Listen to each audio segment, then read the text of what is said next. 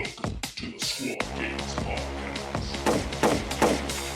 Squad Games Podcast.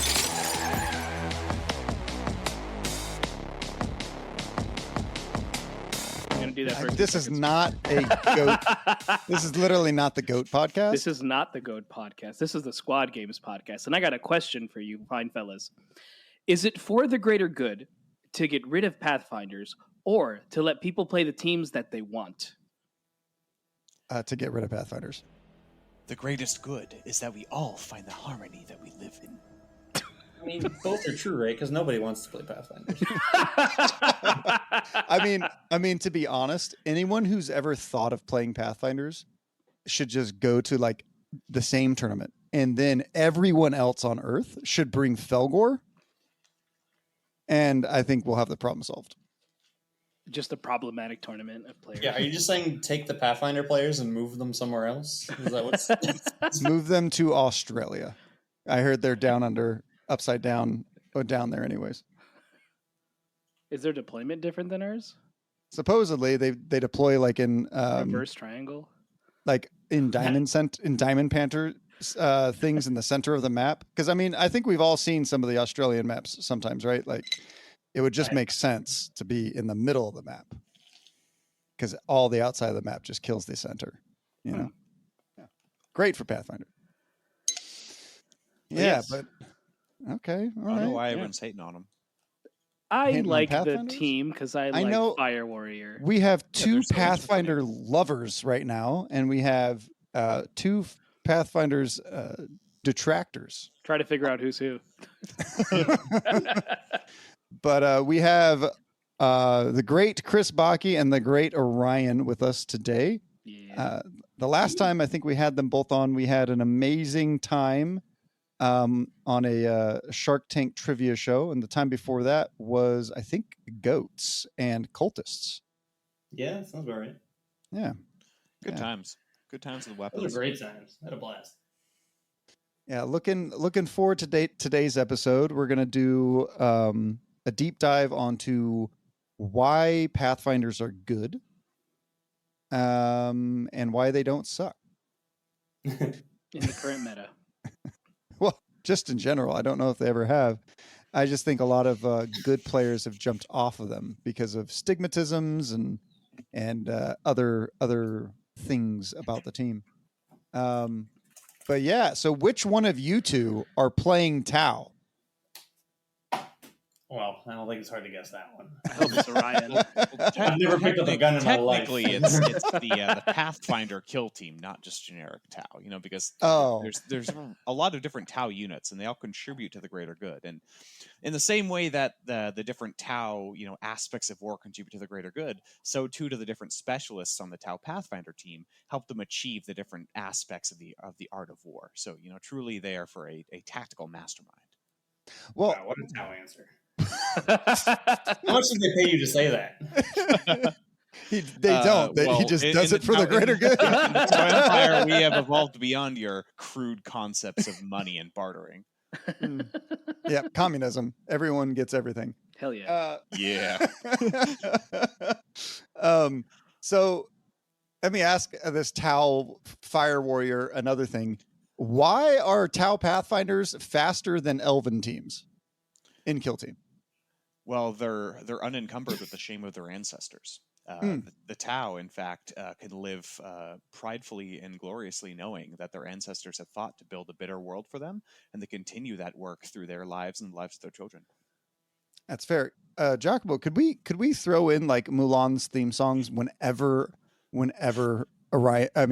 Chris is talking on this podcast? Yeah, I can probably figure something out. Maybe Amazing. Something Oriental like. I love that. All right, that's fair. Yeah, it's a real tightrope to do my impressions without going in a dangerous territory there and falling victim of the same thing that the Dawn of War voice lines did. So let's just say I have to be careful. That's fair. That is fair. He's doing blue face, guys. Blueface. No, I'm not. Oh no. Yeah, I heard that that Chris just went to a tournament and won as Pathfinders, and he was cosplaying Pathfinders while he was doing it. Wait, It for was real? amazing. That's true. I was in the full getup, including like a Tau face mask. It was a sight to behold. What? Do you have a picture of it? Not that you can afford. I'm We'll put it on 100%. Squad Games budget. I'll buy it. There you go. There you go. No, Put he it on the wasn't. He company wasn't. card. He was not in cosplay. Oh, damn, that would have been yeah, so cool. He's just that cool, you know. We're calling that cool nowadays? Shit. I mean, I will make Tau cool again. You can just leave it to make Tau cool. That's I'm true. going to be very antagonistic this entire It would be Damn. for the first time. I don't think Tau have been cool since 2001 when they released. They were kind of cool then, and then everyone played them and was like, "Oh wow, these guys are fun to play Well, against." they were cool until they changed the lore and they made it from like secret fascism into like no, just they're actually goody two shoes. Everything's fine, and that was a real problem. Oh, And- I wasn't aware of that. And then they were like, "Actually, they're back to secret fascists. Yeah. Everyone is mind controlled." Oh, Except yeah. for Farsight, because he's actually the only good guy in the whole entire universe. He actually has a demon sword, so he's cooler than everyone else. Exactly. He doesn't know it, so he's We good. do but not he's bad. speak of the shameful Farsight Enclave. He's the only melee operative of Tau. Thus is why Orion that's likes him. not true. There's Yeah. a blooded Pathfinder who, at my last tournament, did receive a charge from a Night Lord Screecher, and at the end of the combat, there was only one operative remaining, and it wasn't a Night Lord. So, Oh my god. we'll just For throw that one out real? there. I love that. Shame to the Screecher. You know, if you die to a Great Pathfinder shade. operative in close combat, you deserve it. You got to Yep. blend your model after that. I mean, it's happened to me, but I've also had like a guardsman with a hand axe kill a Yeah, Tau now, drone the and Screecher two did normal start guys. its activation on 4 wounds left, so it wasn't an Oh, okay. incredibly unlikely outcome. Okay, that's fair. He charged you. That was his fault. Yeah. I He mean, had- it's he all had he 4 could really wounds do. left. The blooded was full health.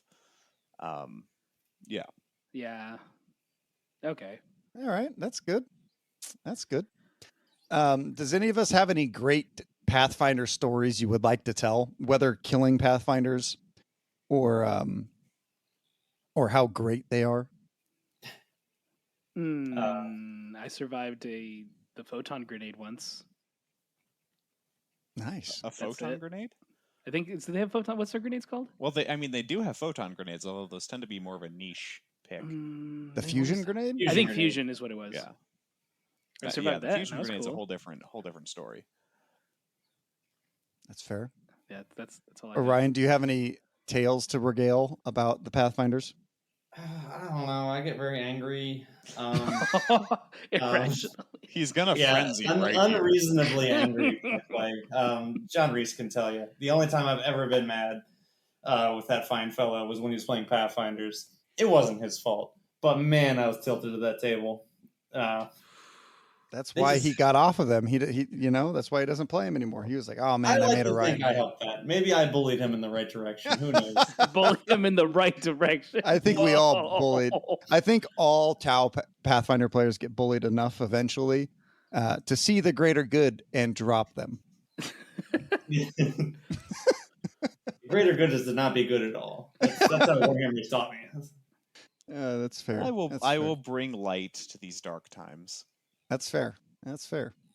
I see that you dropped one Xenos race, which was the Eldar, and now you're playing the Pathfinders. What made you want to start playing Pathfinders, Chris? A lot of it was, recognizing, switching into a more serious note, recognizing that, I think Pathfinders are one of the stronger teams in the game right now. And when I was looking at different options of teams that I could take and compete with and, potentially try to win a larger event with, a lot of the more popular teams, I was seeing a lot of uptake on, right? Anywhere from Felgor to Commandos to Warp Coven, or even like, Breachers or some of the quote unquote more niche picks like Hunterclade or Wormblade. A lot of them had their rabid fanboys out there already.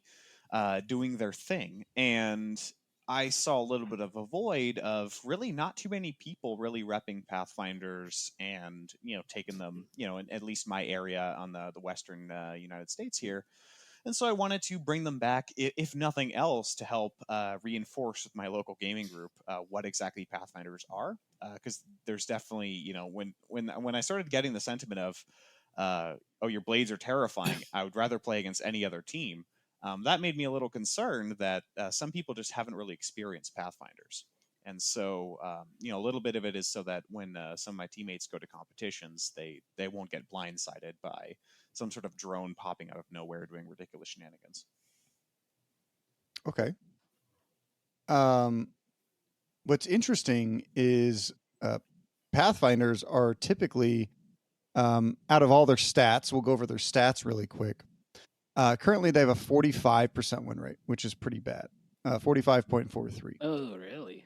Correct. They have average primary score of 9.62. If you include painting into it, it's 11.62. And their secondaries are actually where they are good. They are doing quite well at 4.23 average secondary scores per round. And the most interesting thing about them, or let's say their placement rating is about 13.33%. So statistically, they are relatively run-of-the-mill normal, right? Where they have a good placement rating in 13.33. They have a low win percentage.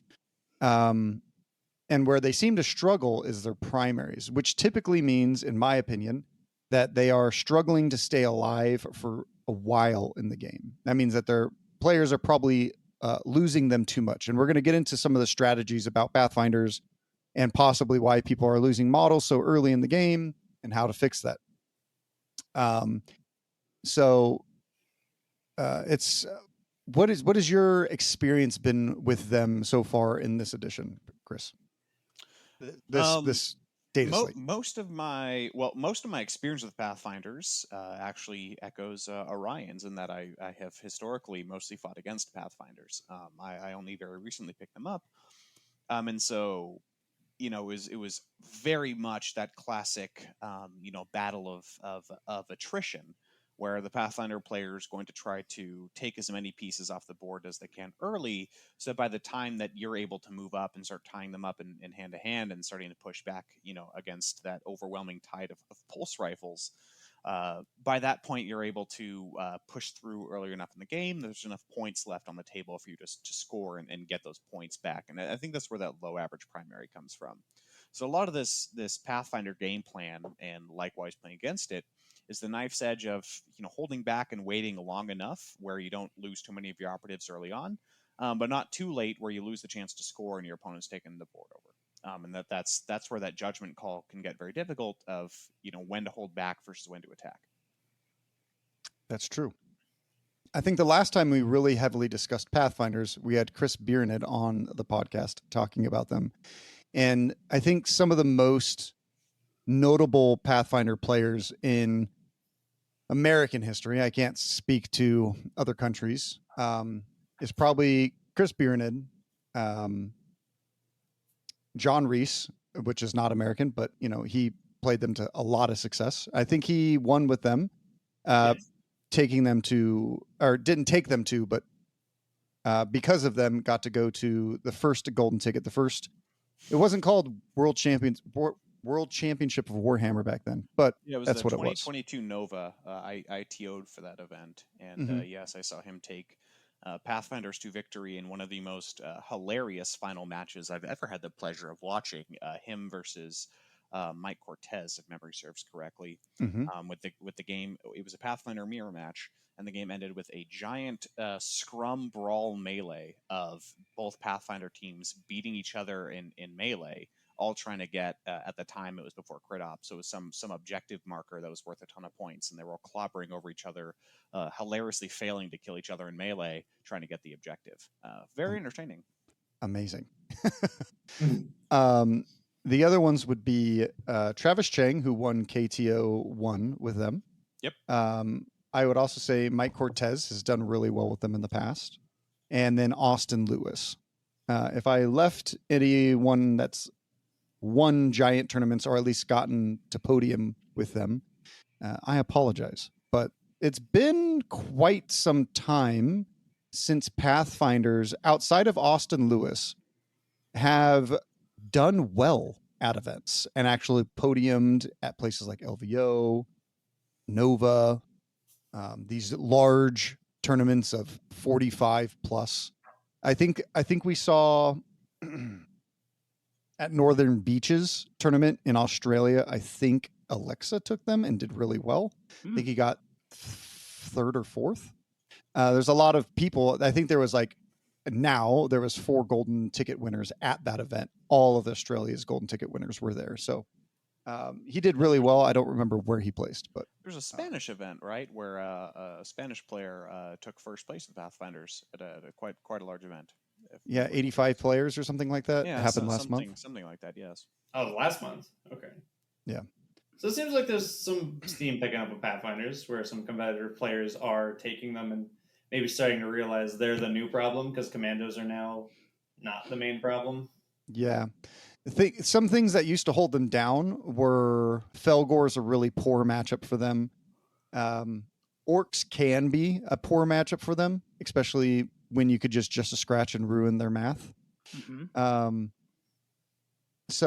But they're really good. The thing that we're seeing a lot lately is the amount of players that are continually still playing elite teams. Even though everyone says elite teams are dead, they very much aren't.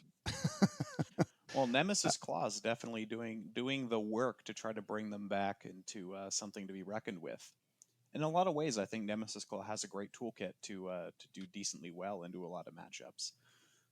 However, it doesn't move the needle meaningfully in the Pathfinder matchup, in my opinion. Correct. Unless if they get unless if, like, let's say Pathfinders get kind of screwed over on very specific things, like they're able to get alpha struck on turn 1 and lose a bunch of models. I 110% agree. Yes, if the Pathfinder player loses a bunch of models on turn 1 in some sort of crazy blast, then yes, it's going to be an uphill battle for the Pathfinders. That you could say a similar statement about a lot of teams. Pathfinders are definitely more vulnerable to it than many, but coming from Vetguard for a long time, I'm no stranger to keeping a bunch of little fragile dudes safe. Yeah, I totally agree. It's been quite some time since they've done, I think, well at a large American event. I think the last time was Austin Lewis in 2023, right? LVO. So it's been over a year. It has been, hasn't it?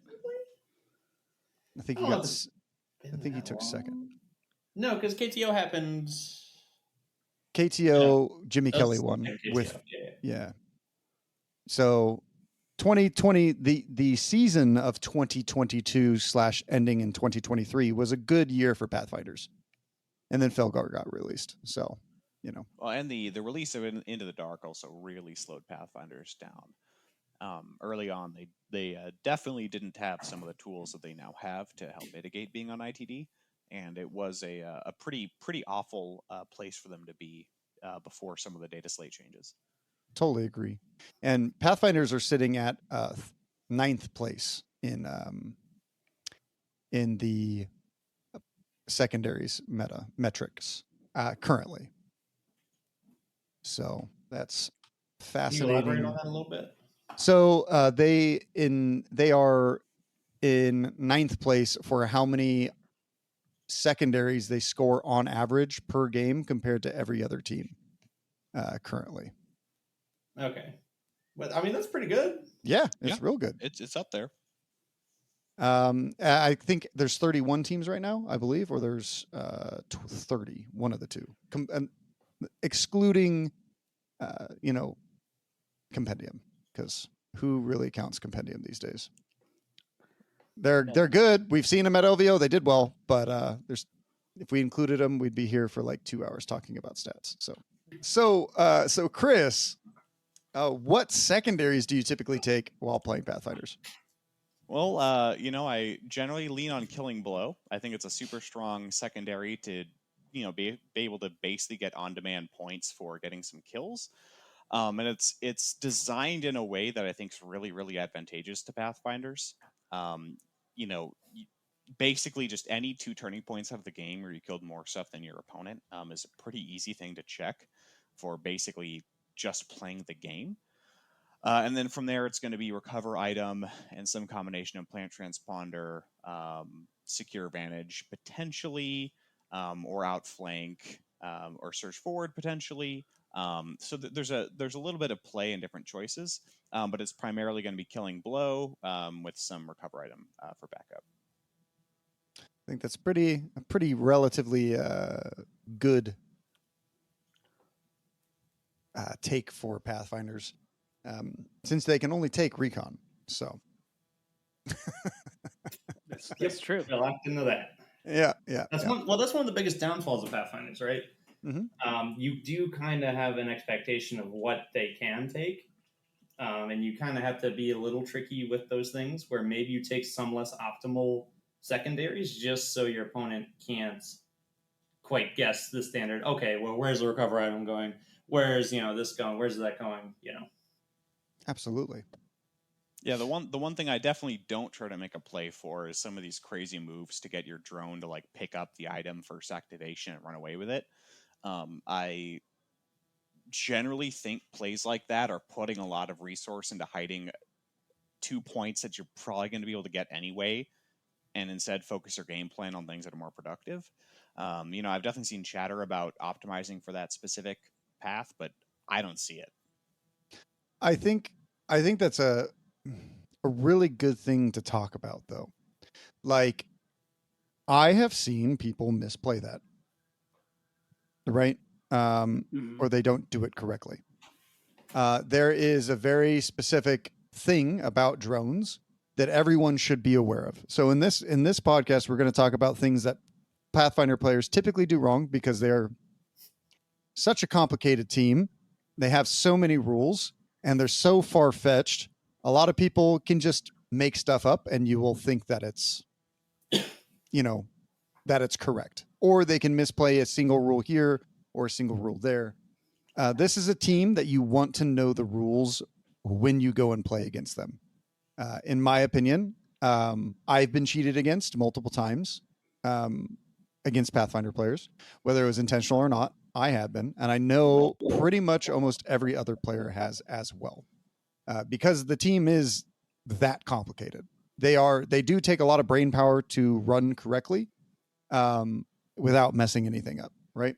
So like artificial intelligence is the typical rule for all drones. Drones cannot perform mission actions, right? They're treated as having 1 APL lower on objective markers for controlling. Each shooting attack made against the operative in the roll defense dice step of that shooting attack, they cannot retain cover If they're on engage. If they're on engage. And when drawing visibility lines from a drone operative, draw it from any part of the round disc at the top of the miniature rather than just their base. They can't have any equipment. So that's typically the typical rule for drones. Now, Chris, you just said that one of the big things is that drones can go and pick up a point, or pick up recover item, which is a mission action. So why don't you tell us how they can get around the artificial intelligence that is subject to all drones? Sure. The artificial intelligence limitations, of which there are 3 limitations, which are really primarily discussed. Again, it's the programming. They're not smart enough to do mission actions or pickup actions. They're robots, so they're not good at holding objectives. And while they're on engage order, it means they're actively fighting, so they're floating over things, so they don't get cover, right? So all 3 of those sort of make sense if you think about it. One of the most vital operatives to the Pathfinder game plan is the Pathfinder drone controller, who does a whole lot. And one of the things that the drone controller does, which may shock you, is he controls drones. So basically, you pick one of two options when, and I use the term plays Xbox for control drone. So when the drone controller plays Xbox, you can do it before or after the drone activates. If you do it after the drone activates, and this tends to be the more common thing that I and other players do with it, is that you get the drone to do one sort of extra oomph of activity, which is either a free dash action or a free shoot action with -1 ballistic skill. Now, technically, it's not an Overwatch action, but in practice, you can think of it like one, because it's still got that -1 to hit. And it's also something that makes sure you're looking at Pathfinder players when they make this shot, because it is -1 to hit, and many of the drone accuracies are already not great. So typically, they're going to be hitting on 5s for this, which is just definitely something to keep in mind. And if they're wounded, hitting on 6s. That could be on 6s, exactly. Now, the second way you can play Xbox is do it before the drone activates. And so this is, instead of getting a little extra oomph of activity, you get to have a supercharged activation where you ignore basically the restrictions from artificial intelligence. You are now able to do mission actions with pickup action. You're able to be regular for objective control, and you can retain cover even if you have engage order. Now, I believe it's the first 3 bullet points of the artificial intelligence rule. Now, you're not really going to get any mileage to the last point, but from the first one, you're definitely going to be able to do, pick up to go grab objectives much more easily. And this is how you could theoretically first chain activation of the game, activate your drone controller, play Xbox, get the drone, go up there, grab the little recover item, run it back somewhere. Maybe with comms, giving them more APL or something. So, there's some moves you could make to go do that if you think it's worth all those activations and setup in the beginning. Yeah, and typically you're kind of doing that with your recon drone because something important is that Pathfinders were so overly oppressive that they got quite a few nerfs. And I think one of their weakest states was actually the tournament that they went second in, which was LVO 2022. They got a little bit weaker right after that. And then they're actually stronger now than they were then, which is interesting. Do we want to go over some of their buffs and their erratas before we actually get into the team, or do we want to do that afterwards? No. Sure. So, in the specific Pathfinder errata, the recon drone. Actually, let's do the data slate first. So, a worthy cause now costs 2 CP. It used to only cost 1. We'll get to a reason why a worthy cause, which is a tactical ploy, is so insane. It's probably one of the better things that they can threaten with. Whether they use it or not, Turning Point 1, we'll talk about. The Assault Grenadier, we delete the final sentence. That was the extra grenade. So the Assault Grenadier on print, I think, had 2 of each grenade, which includes 2 fusion grenades. So, literally the operative is now half as strong because, only 1 fusion grenade. So Pathfinder's 45% win rate need that buff. Yep. Bring back the grenades. They also got purely -1 operative, but they, instead of just deleting that, they buffed him later in this.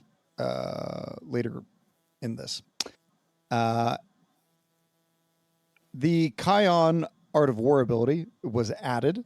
So in addition to actually, I fucking suck at reading out loud. Why didn't somebody else take this one up for me? So the Kauyon, so your Pathfinder leader has basically once per game abilities you can turn on as if they were strat ploys. One of them is the ability to automatically retain a cover save. And then the Balanced Data Slate improved it to say once in each of their activations, friendly Pathfinder operatives can perform a mission action or the pickup action for 1 less action point, minimum 0. This is amazingly strong in close quarters. Speaking of close quarters, friendly Pathfinder operatives can also go on guard while they're on conceal, which is wacky. However, when they do this, they can only perform the marker light action, which means no silent shooters doing this, of which Pathfinders have multiple, because of course they do. So still no silent shooting, but they can marker light. One huge thing, and I know we're going to get to this, not all Pathfinders can marker light. Only some of them can, actually, and it's Really? generally going to be the ones that have pulse carbines. Those have the little twin tubes on the top. Those are the marker lights. If they don't have those twin tubes, they cannot marker light, and you can't give them the high intensity marker light because there's nothing to high intensify because they don't have the marker light action in the first place. So just make sure that you're looking for that pulse carbine there when you're trying to marker light, because the gunners cannot do it. Neither can the rail rifle marksman guy. It's only pulse carbines. I mean, there's so many things that players do wrong with this or have done wrong, whether intentionally or not. We're going to kind of go over a lot of them just to make sure that it doesn't happen to you. And if you're playing the team, just to remind yourself that they can't do it, right? I mean, even on the other spectrum there, I have a positive example that we can go into in a little bit of something most Pathfinder players I knew didn't even know. And it was just something they didn't use because they didn't know it existed. It's a big team with a lot of diverse rules and too much text. Like, who thought we liked reading? We don't. Yeah. I totally agree. I got reading. shouting off an audiobook just to learn how to play the team. I mean, you can see it. I'm so good at reading out loud. You can see how much I love it. I also got Chownath on Audible. It's the only way that I can consume media these days. So go ahead. Oh, so we keep going here. So before, earlier, we said the team gets one less operative. But to make things more intuitive and simple, they also clarify that selecting the MB3 recon drone no longer requires you to select one less operative. So it's you sort of look cross-eyed a little bit at it for a second, and just basically the way you think about it is you're just always taking the recon drone, and it's always as if it took 2 operatives originally. So now, just 1 operative. So the team will always be 12 operatives, right? Period. No matter what you select, at the end of the day, that is the outcome. No matter which operatives you select, it's always 12. 12 is the number of operatives. The last buff here, and shockingly, some of these are buffs, is to the drone controller Pathfinder, which while the drone controller Pathfinder is in the kill zone, he teaches the drones how to learn how to open doors, which is pretty cool. So originally on print, because operate hatchway is a mission action, drones would look at the door and not be able to run into it or zap it or whatever else. Now they know how to do the R2D2 thing, which is awesome, so they can just open doors like anyone else. Finally. Mm-hmm. Yeah, it's pretty interesting. They have 3 selected buffs specifically to Into the Dark. And that is definitely where the team struggled the most. In my opinion, the biggest buff they got was to Kion Art of War. What do you guys think is their biggest buff after all their little nerfs? The recon drone? I think it's hard to say any one buff. Well, if this is for Into the Dark specific, it's a harder question for me. As far as just general, buffs or changes that were most impactful for the team to be operating as they are, I would definitely say that the recon drone not taking 2 operatives is the most significant thing. Back when the team had the 13 operative choice, being able to go 13 activations was amazing, and was and is the most number of activations any team in the game could ever bring to the table. And that was Pathfinders on release. Now you don't have, and that Pathfinders choice. On release could also. How about we get into that real quick? What is the most busted thing that they actually had to go hot fix the game itself? They had one specific thing where they could GA how many models in a row? On release? They could reliably chain without any trouble 3 operatives. I mean, I think you could probably take that further. I'm pretty sure it was 4. Yeah. Well, I mean, I'm sure you could do more. The simplest chain that I could think of, or that I saw pretty often, was you'd start with the drone controller who would do some action and then do the drone control action, which immediately then activates the recon drone, which could do some action, including shoot, and then do the drone controller's action, which allows you to activate somebody else and do their activation. So you could reliably have 3 shooting powerhouse activations in a row before your in a opponent row could go. before your opponent activates. And then the spiciest part was you could just do this for a command point and go ahead and on turning point 2, for instance, even if you won initiative, you spend a command point. Now you activate 3 models. Now it's still your activation because now you get like your real first activation right after the cheating first activation. So now you could theoretically activate 2 more models by some random Pathfinder BS, and all of a sudden you're 4 to 5 activations in before your opponent has done anything, which is pretty strong. And you would still have 8 more activations. Right. But this no longer exists for the listeners who may not have been paying full attention. Yes, it does. They had to come in and hotfix the game really quickly and say, hey, you can only ever GA2. That is it. Yeah. It was a wacky combo. Yeah, it's almost like novitiates getting to reroll rerolls. Almost as bad. Almost. But not as bad when both those teams could take as many grenades as they wanted. I mean, that's true. Three crack grenade novitiates was truly a terror. I mean, yeah, that's 100% the case. Is there any more teams that have been outside of Colts? Has been actually, I think Pathfinders were probably more busted than Colts on release because of that 5-person activations and all that kind of stuff. Is there any other team that's ever rivaled Pathfinders for how oppressive they were when they first released?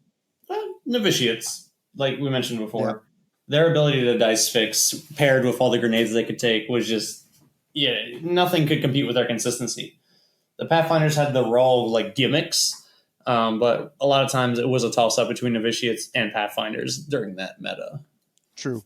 I think my favorite thing was that Novitiates could just reroll rerolls and Pathfinders could just activate 5 people in a row. Well, they couldn't reroll rerolls. They could change rerolls using the Axe of Faith, which is that's true. That's not true. that Which is way different better than Kazarkin using elite points. Yeah. I mean, but elite points are only used on shots, right? Nothing else. Yeah. You can't use them to spike defense rolls because that was absurd. Trust me, I'm a caster not here, and I love the team. I think we all turned into castronauts, unfortunately. So some of the things that changed with Savior protocols, we're going to go into the kill team, the Pathfinder erratas now. Savior protocols has quite a few blue words here. It looks like they were quite heavily changed. So change the second sentence. So I'll read the first sentence. Each time a friendly Pathfinder operative, excluding a drone operative, is selected as the target of a shooting attack, if there is a friendly drone operative with this ability visible to and within 2 inches of it and not within engagement range of an enemy operative. Oh my God. If this friendly drone operative is not protecting any other operatives, it can then protect that friendly Pathfinder operative until the end of the turning point. Yes, that was one fucking sentence. We'll move on to the second sentence now. If it does so until the end of that turning point, or until the end where they are no longer within 2 inches of each other, whichever comes first, each time a shooting attack is made against, now I have to go back to this. Yeah, I mean, the fact that Savior protocols, is that just like a run-on sentence or what? Like, that's the fucking longest sentence I've ever read in my life. And I read some Brendan Sanderson books, you know? Yeah, it's a bit of a mess for sure. It's a convoluted rule. Yeah. And then after we get through the entire rule, it says, add the following sentence. This rule has no effect on shooting attacks made with weapons that have the blast or torrent special rules, or attacks made against each operative within a certain distance of a specified point. So that is a general change that went to most of these Get Down, Mr. Presidents. So yeah, so those Savior protocols was notably, I think, the first or one of the first to incorporate that kind of change. Mm-hmm. So the medic got changed to another friendly operative, so they can't do it to themselves, or to drones. The recon drone's defense characteristic got changed to 3. Did it used to be 2? Yeah. No, it used to be 4. It Sorry. was 4. What the fuck? Oh my gosh! It used to be 4. They let this go into printers. It would not have been. Who the fuck made this team? It only has a 4-up save with 12 wounds. So not that big of a deal, guys. Yeah, that one was generally agreed though to just be a complete typo. I mean, that's fair. Similar to the Mitsubishi. Of course you don't. No, I don't think they should have it. I think it was intentional, and I'm glad they fixed it. I'm glad they fixed it too. I won't give them typo on that one. I think they saw the big, cool looking recon drone and wanted to make it even more powerful. Yeah. So it has the same save as the rest of the drone, so I think that's what they did. It's like, what if a better Space Marine? For real. So the gun drone got changed. Its damage characteristic on the ram got changed to 2-3. Does anyone know what it used to be? I don't have the book. I think it was 3-4. Yep, same as the others. Oh my lord. And then we have the pulse accelerator. So they got nerfs in their FAQs. That's crazy. The pulse accelerator, Joan. What is this? Is this? They also got changed to 3. Did that also used to be 4? I mean, that one I'm not sure. You can't even put Tau rules on paper without nerfing them. I mean, you're right. The act of writing them down, they just start getting nerfed. Yeah, that's crazy. So, yeah, it's pretty interesting to see how many nerfs this team has gotten compared to some of the recent buffs it's been getting. And I think the reason why they're getting buffs is because a lot of tournaments are including Into the Dark now, right? For personally, there were so when we first ran LVO, everyone and their mom asked if we were running Into the Dark because it got released and announced in the October of that year. But FLG had us write the packet for the event in June or in May, right? So we obviously were we were, making maps and all that kind of stuff. So we didn't include Into the Dark for that. In fact, the first biggest tournament to actually run full Into the Dark was Kill Team Open. And there was a lot of people that were like, oh, we could live never playing Into the Dark again. And then Into the Dark got crit ops, right? And made it better. And I think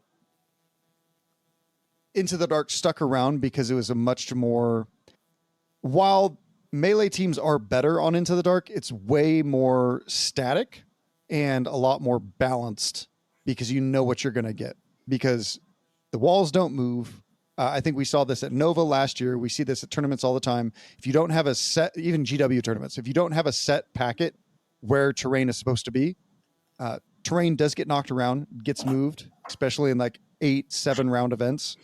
And, then all of a sudden shooting lanes open up, which can be better for Pathfinders or hiding spots for melee teams.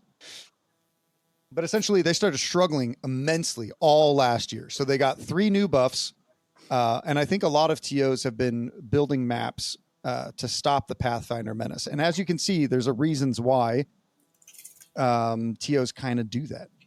The team, we're going to get into a lot more here. What are a few other things that you guys have noticed? Giacomo, why don't you ask your question, actually? Let's do that.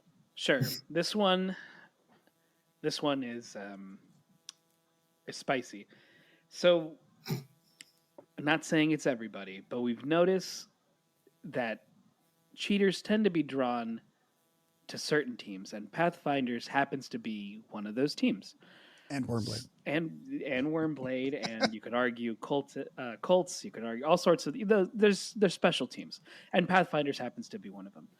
So what are you guys doing to try to take away that stigma from the team? No, I think I don't play them, so I can't cheat. I mean, I think just don't play them. Yeah, not playing them is obviously a wonderful answer. So I think it's definitely incumbent on somebody playing Pathfinders to be pretty buttoned up with the rules to be able to explain what your stuff does, how it works, and show the relevant parts of the rules, and definitely explain the limitations to your opponent. That's one thing that I've had a lot of success doing, saying I'm doing this, and the stipulation is I have to be this. So for example, one common thing that could get misplayed is when you use the Montcalm Art of War, you have to be engaged, on an engage order for that activation to utilize the Montcalm dash. And so one thing that I emphasize when I'm playing my opponents is I'll clarify saying like, hey, I'm doing my Montcalm dash because I have an engage order for this activation.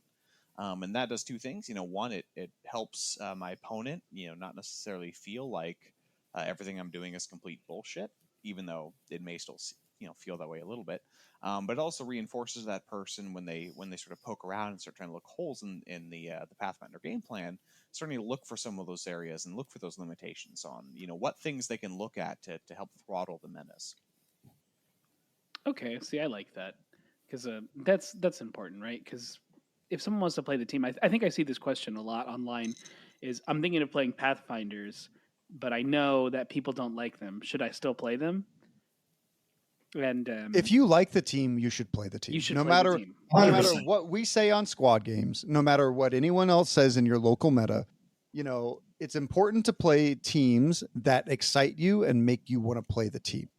What we're here doing is just to make sure that awareness is brought up around some of the issues around this team, while also telling people how to play with them, play against them, and what to expect, and give good strategy guides on why this team is good, right?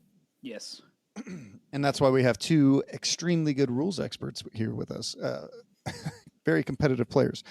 Now, I've noticed quite a few problems when players use this team in specific ways. Sometimes we've had to come in and correct those by either giving red cards, yellow cards, or doing all sorts of different things because people just generally misplay with this team quite a bit. It's a hard team to pilot, and it's a hard team to pilot correctly for so long without messing something up.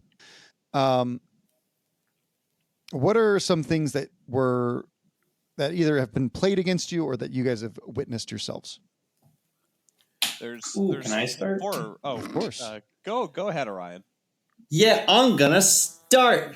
Screw you, Bucky. So one of the things, let me pull it up here because I don't know the exact wording, but it has been played against me incorrectly a number of times, and for some reason I just never learned. Killing Blow, the faction tack up. A lot of times I played Gellerpox, and I have giant guys who are just big old wound bags. And Killing Blow deals with dealing damage and making the total wounds. You have to deal more total wounds, right, than you take. But there is a caveat to that, where half of your team, rounding down, has to have an engage order. There's a lot of times where I've played people, and I haven't even caught it till later on, where it's like, hey, was your team actually half engaged or fully engaged or this or that? And then nobody knows, and then we have the very awkward thing of, well, did you really score that point? Mm-hmm. The same with, I think they have another one where you have to be on conceal. I think it's the marker light version, or there's a marker light one, and then there's a doing objectives one. Yep.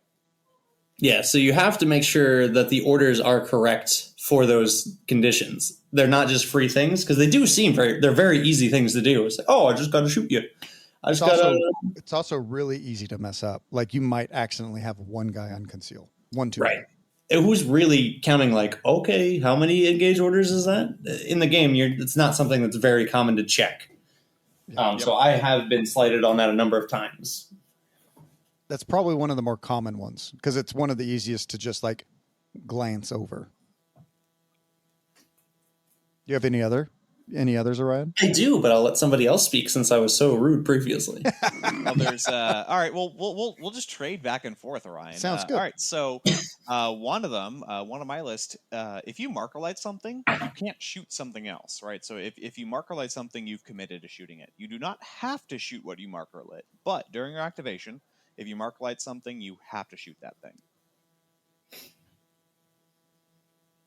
Absolutely. Well, you don't have to shoot it, but if you want to shoot, right, you can't that. shoot anything else. Yeah. Yeah. Also, I'll go then. Bonded. I've had people use bonded against me with allowing the drone to provide bonded. It specifically says that drones do not provide bonded. They can, however, benefit from it. They can. Bonded is specifically you get to re-roll ones, I believe. I think it's roll dice. It's any reroll. Yeah. Yeah. One of your attack dice you get to re-roll, and they can, and you have to be within 3 inches of another friendly Pathfinder operative, but drones cannot provide that to operatives. So I've definitely been on the end of like, oh, this Pathfinder gunner is going to shoot you, and then I get to re-roll the dice. So that's another one. Yep. It's also quite common, especially to new Pathfinder players. They just think they forget to read the 3 words excluding drone operative. How about you, Orion? Or Giacomo? Do you have one? How about Giacomo? Do I have anything? I don't think I do. Okay, that's fair. Yeah, I don't really play the team too often, and I don't really play against them. That's fair. I've seen a couple times a worthy cause. A lot of people, it's a very strong ploy. So strong that people just think you can just ruin everyone's day with it in general. Mm-hmm. But it does actually have some restrictions. It does. So I have seen some people just blindly shoot off worthy cause where they were not, within 3 inches of an enemy operative or on an objective marker. Those are the two conditions that you have to do to activate somebody for a worthy cause. You don't just get to say, screw you, opponent. Yes, and because it also can't be a drone, which means because you also can't chain activate during the worthy cause sequence, there's no drones having any amount of worthy cause. Mm-hmm. It's interesting. We'll go over a reason why a worthy cause is such a good attack ploy and why they had to increase it to 2 a little bit later. But yes, people play a worthy cause badly a lot. Chris, do you got another one? Yeah, the recon drone has heavy. People seem to forget that sometimes. Yeah, it's heavy. Mm-hmm. You cannot, during its activation, move and dash and then shoot. You can dash and shoot, but you can't move. So that's a thing. That's a big one. Yeah, it's a big one. That's a big one. Like somebody didn't know that one. I mean, I'm not gonna lie. There are so many things to remember with this team. Even me as a TO, I don't remember everything. We're gonna forget. Yeah, but that's all. I path to remember. I path to forget. I can tell you that I've actively seen this misplayed many times. As have I, which is why I'm really lingering on this one. Yeah. I think that we all saw this misplayed before, specifically at one specific, maybe not Orion wasn't at that tournament, but we've heard of it. I have another one. Your gunners do not hit on 3s. There's only one operative on the Tau roster who hits on 3s. That's not true. Is it not true? The blooded, the weapons the weapons specialist guy, what's it? The marksman, and the you're right. The blooded. 3s. True. Yeah, but true. yes, the regular gunners hit on 4s, as does everyone else. But the dude with the funky rail rifle, he does hit on 3s. Yeah, so your sniper hits on 3s, which is better than snipers hitting on 2s like most other factions. The Pathfinder marksman hits on 3s as well. I apologize. But it's the weapons experts that a lot of times players say they hit on 3s. And that's with either the rail rifle or the ion rifle, and they hit on 4s, 100%. And they never hit on 3s. Really good, actually. Yeah, they're ridiculously really good hitting on 4s. They just nuke Space Marines out of the atmosphere. Yeah. Yeah. Gotta put in how the about you, lights right? if you want them want my own version. Yeah, I was gonna say now there is a caveat there with Markolites, but They can get there, but they don't start there. Correct. so I have one that's kind of a positive thing where players don't do it, because I've had it happen in a couple games where we figured it out way later, and that comes from the Assault Grenadier Pathfinder. So this man, I hate him. Everyone hates him. Yep. He's Everyone hates mean. his soul. Yep. So he's got a real bad roster of grenades that nobody likes. When he rolls up, everyone's like, "Oh, brother!" But he doesn't just do grenades. Fun fact: he can ignore any or all modifiers to his APL or ballistic skill. And I didn't know that, and I stunned him one time with like a fly or something, and we played the whole game that way. And then like later on, we learned, oh, he just wouldn't have ever been stunned. Period. Who knew he had that ability? I didn't. Well, because otherwise, you might not even take him. So, But yeah, you can't stun the Grenadier, which sucks. It's true. I wish that we could. Chris, you got another one? yeah, the last one that's on my list of just general stuff I check for is I already brought up the Montcon Engage stuff. The last one would be checking recon sweep conditions appropriately. Recon sweep is an I was amazingly about to say that powerful one. deploy. Mm-hmm. You need to make sure that you end your dash wholly within the appropriate kill zone edge. And I see a lot of players playing either fast and loose with the checks or not really understanding the checks at all and just measuring 6 inches somewhere and calling it a day. So you definitely need to be very deliberate and understand what you are checking for. And in some ways, the deploy is actually more permissive than you might think, right? You can actually do a few things and sort of not start but move into the valid zone. But you just got to be careful with how you measure for recon sweep. So what is recon sweep? Because there's also something else that people heavily misplay with recon sweep. So recon sweep, typically, go ahead. in a nutshell, is you start within 6 inches of any kill zone edge, and you can make a dash as long as you end up within 6 inches of generally a side kill zone edge. I'm using that term loosely because there's things like diagonal boards and stuff where it gets more interesting. But generally, it's moving alongside the flanks. Yeah, another thing about this is that it's wholly within 6. They have to start wholly within 6. And not everyone will do that. Sometimes they'll be outside. Sometimes they'll just be partially within. But the model has to be wholly within 6 in order to get that extra dash, which is a problem. Orion, do you have any more for us? Chris just took mine. I think that's the most things. It's not like everyone's playing this team like they're making up all the rules. Of course. Maybe not all of them. Not all of them. I mean, I've seen still quite a few more. I don't want to get into it because some of them might get too specific towards players that we've had to punish in the past. But a few. Those are more the generalities of things that I consistently see misplayed with this specific team, and those are things that everyone should. I know that it's hard to hear in a media, an audio media, but try to remember that these things are things that players generally misplay while playing Pathfinder.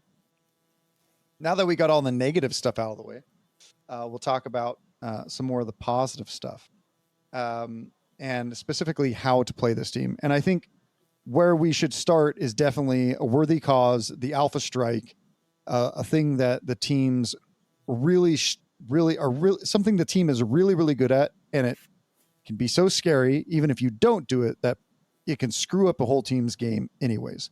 Let's talk about their Alpha Strike. Chris or Ryan, do you want to take it? So in terms of actually playing this team, I'm pretty not so great. I know how to beat it. I don't necessarily know how to play it. So I would defer to Baki for some of this. That's fair. Yeah, so the classical term of an alpha strike is where you're able to bring to bear sort of all of your assets at once against a single target, and because of a combination of recon sweep and so many marker lights and high powered weapons, Pathfinders are uniquely situated to actually be able to perform what I would classically call an alpha strike.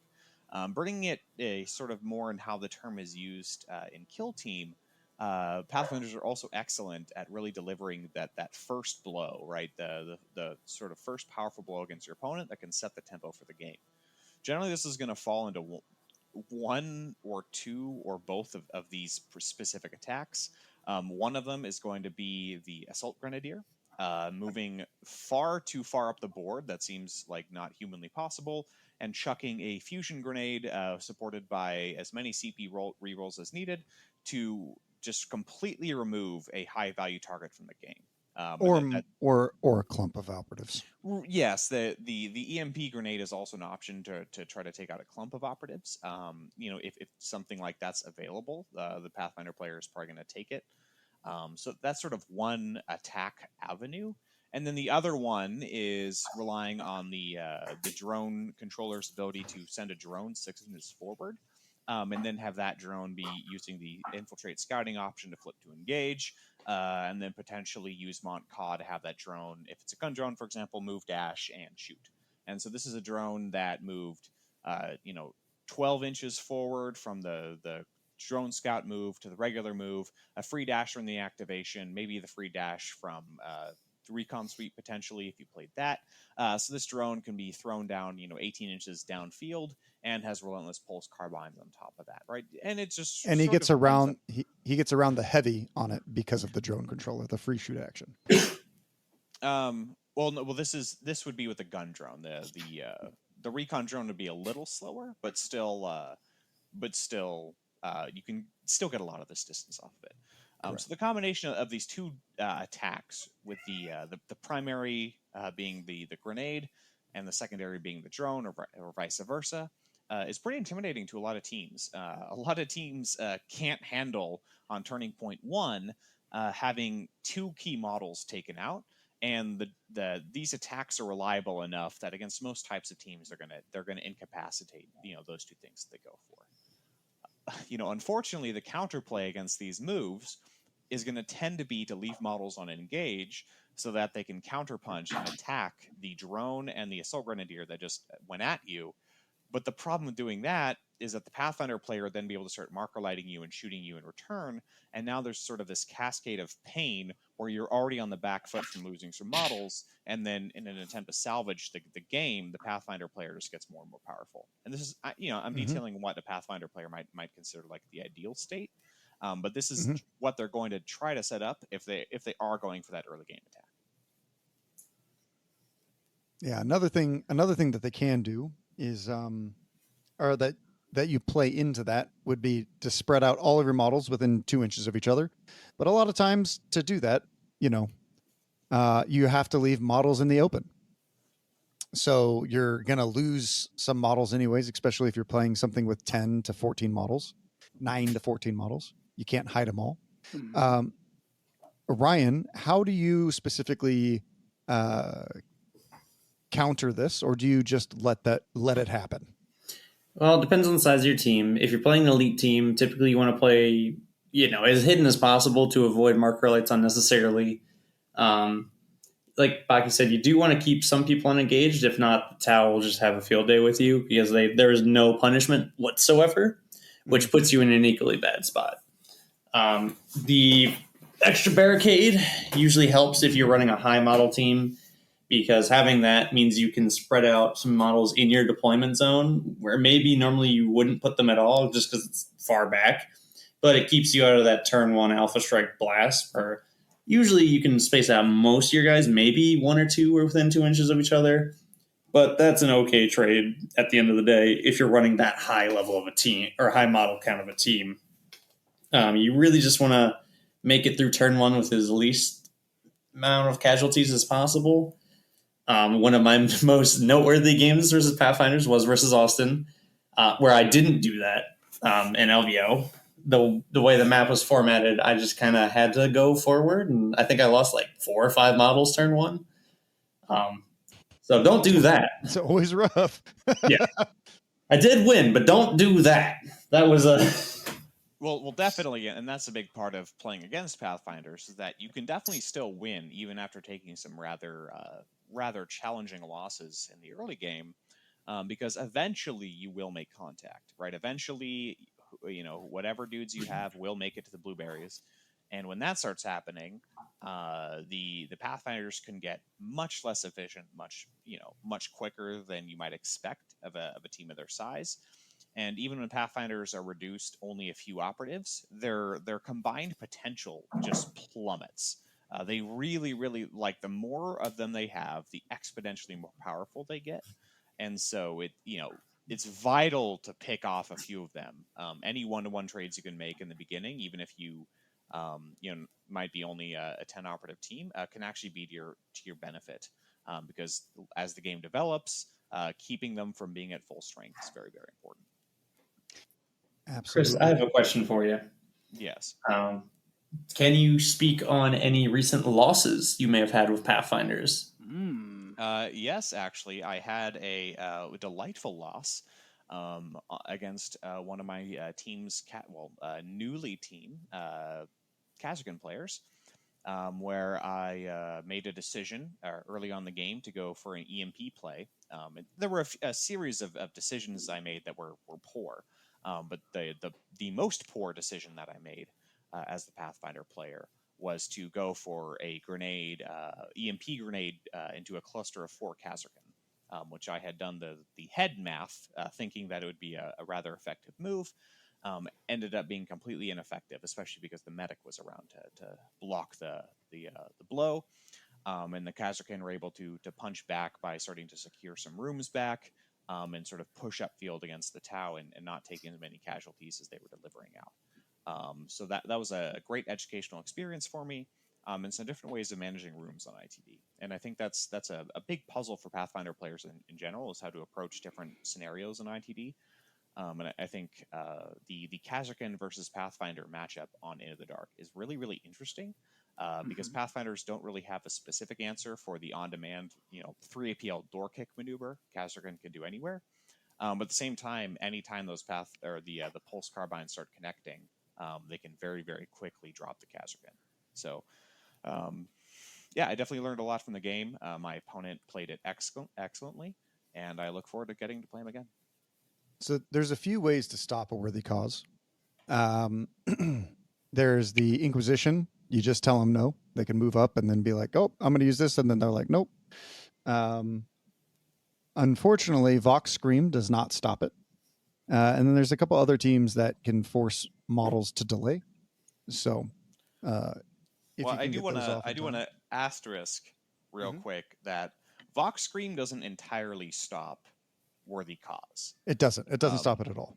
Well, the first turning point one. There's some nuance to it. So, if you play worthy cause and there's 2 operatives that are valid for it, Vox Screaming can actually be wildly important. So, yes, let's say, for instance, it's the top of turning point 2, and there's a Pathfinder on an objective like the Assault Grenadier that the Pathfinder player wants to activate. And then there's some other random Pathfinder, twiddling his thumbs on a backfield objective, like the leader, right, or the comm, someone that they don't want to activate right away.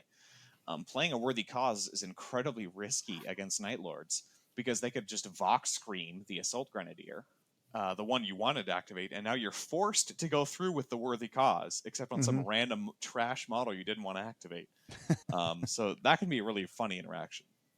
Yeah, but if there is no other operative, they can still spend the points on Vox Scream, and it just not be effective, and it just won't do anything. So it's important to know, again, what is a valid target of a worthy cause, because that's something very important to remember each time that a player uses it, especially when you're playing against Night Lords. Yeah, absolutely. Another relatively strong tactic John Reese was telling me about was to play really, really cagey turning point 1. So actually, before we go to the cagey secondary turn assault, something that we see players like Austin or Biernid or some of these other players do, which is the aggressive form of playing Pathfinders, I would see them place most of their models on engage because, again, they're trying to kill as many as you can, and they're trying to bait you into also putting on more models on engage so that you can shoot them back. But the more models they have engaged, they can move so far with so many operatives. They can, with Monka and a few other things, they can actively get shots off that you wouldn't think a model necessarily could, and then just kill a lot of models. So going for that first turning point grenade, or faking it, or and just putting a lot of models on engage. While sometimes that can be their downfall by losing a lot of models early, which I think, according to the stats, perhaps that's what's happening to a lot of Pathfinder players. Maybe they're going way too aggressive early. And the European strategy for Pathfinders for quite some time has been to play a lot more cagey turning point 1, focusing on getting a lot of marker lights, and then really punishing turning point 2 when a lot of models already have marker lights. You can really get a lot of points early on, or at least go even, and then really push your advantage on turning point 2. But sometimes the aggressive one is the way to go because you can just run away with the points early. All your models could be dead by turning point 4, but you've already maxed your secondaries. You went 4-2 on all your primaries, and it's like, okay, you went 4-2 last turn. It's cool. I won. I've seen that quite a lot. Chris, what is the way that you prefer to play the team currently?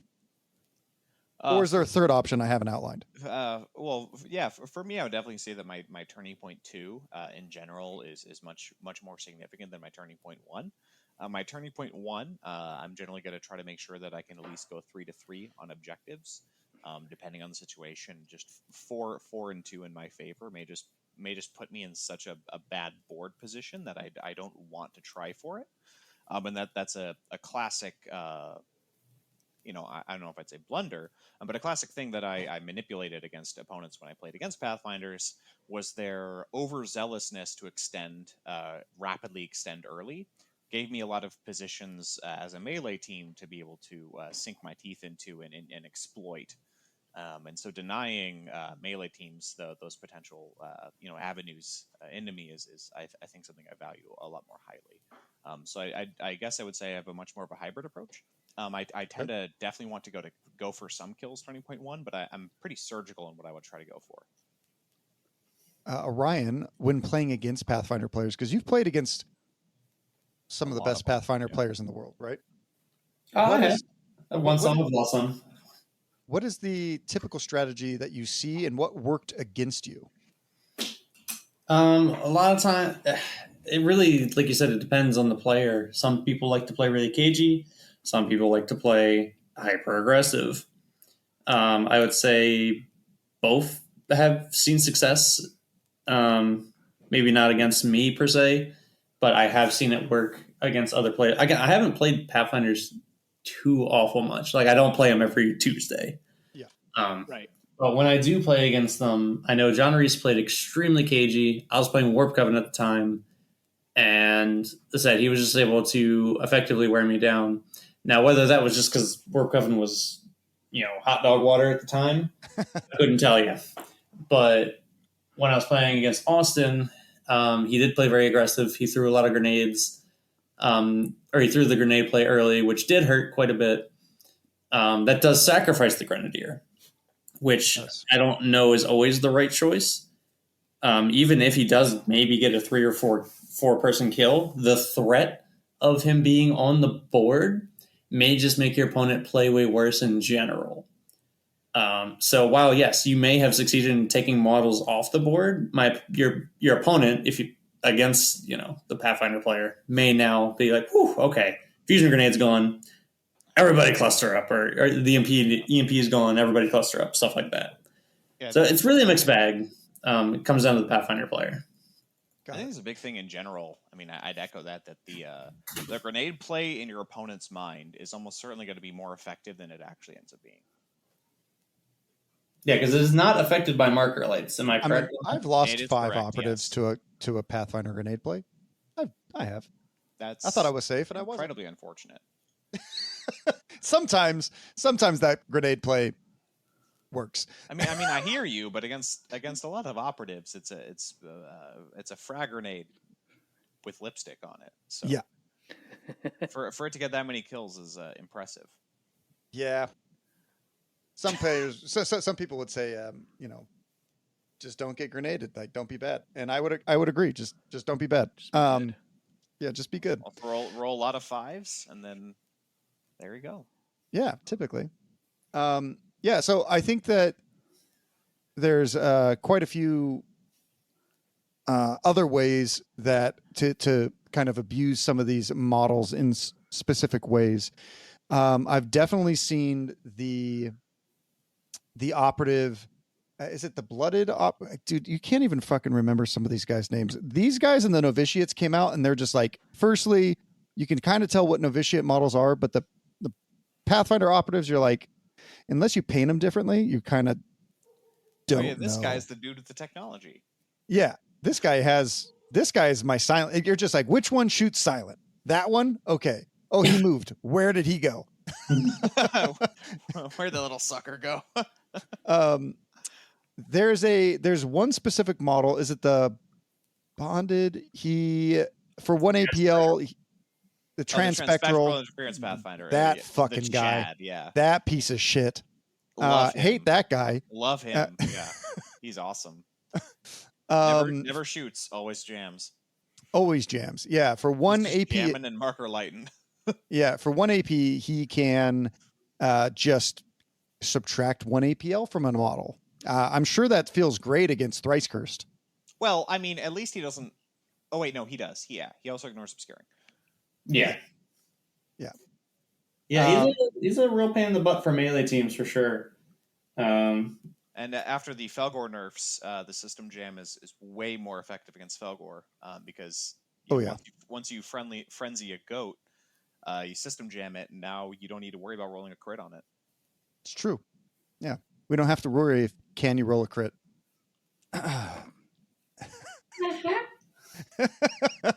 Also, I had multiple games against Felgor before I realized that the rail rifles have native lethal 5 up, which I did not know until after a couple rounds against Felgor, which was nice to learn. So just the rail rifles have the lethal 5s, right? Rail rifles have lethal 5, but that's the only source on the team of spicy lethal. And yeah, well, the question is, do you going to the weapons expert? Would you guys rather take the ion rifle or the rail rifle? I've heard arguments for both. You take both. Have their place. That's the whole point of the weapons, I think. They're incredibly well balanced. Yeah, the ion rifle deletes Space Marines. The ion rifle's pretty sick, but so is the rail rifle. So 5 shots hitting on 4s. Heaven forbid you have enough marker lights on them to hit on 3s, and then you do 5-6 damage AP1 hot. I mean, it's with likely a reroll from bonded as well. Yep. Yeah, there's a bunch of special stuff that you can go into with exactly which weapons to take, but the short of it is, if you think you'll be able to support your gunners, take ions, and if you think they're going to have to do their own thing, take rails. And that's the extreme shorthand of it. Yeah. The rail rifle from the Pathfinder Marksman also has a different profile than typical. Sometimes you see players will use the rail rifle at the standard one, even though it's not silent. So when it's shooting silent, it hits on 3s, does 3 damage, AP1 silent, mortal wounds 2. The standard rail rifle is hitting on 3s for this operative, hitting on 3s, 4 damage, AP1, lethal 5+, mortal wounds 2. So shooting silently makes the gun worse for some reason. So yeah. Is there any other specific tactics before we jump into the dark? Because Beta Decima is like Beta Decima is a Pathfinder playground, I tell you what. Yeah, you just take all climbing ropes and high intensity marker lights. I don't even know if it's worth discussing that, to be honest with you. I think you're right. Agreed. Have you guys noticed anything else that's really oppressive about the team on open? I mean, we didn't even talk Lights. about the recon drone analyze ability, which you just get to chain activate, and then the person gets relentless against your target. I mean, other teams, this would be like a ploy you'd spend a command point for. Pathfinders just do it. I don't know, man. Yeah, it's pretty strong. It's pretty strong. I love this team for the greater good. Yeah. Yeah, so Analyze is really strong from the recon drone, not including its burst cannon, which has 6 shots, hitting on heavy. force, 3/4 damage, heavy, everyone. It's heavy. Yep. Ceaseless and full assault. So you can shoot multiple people. Yeah, ceaseless. It's awesome. You guys should see my face right now. I'm doing the duck face that they used to do on Instagram. Yeah, you get bonded and 3 marker lights. Now it's hitting on 3s, the 2 rerolls, ignore cover, and ceaseless. Now we got a good weapon. Yep. It's good stuff. It just kills stuff. And it can be fucking forward deployed like a Chad. So, Yeah. I think a lot of players ruin a lot of the threat with this gun with what you said before, trying to use it to pick up the recover item because it's so dangerous. It just kills whatever it shoots at. Yeah. Mm-hmm.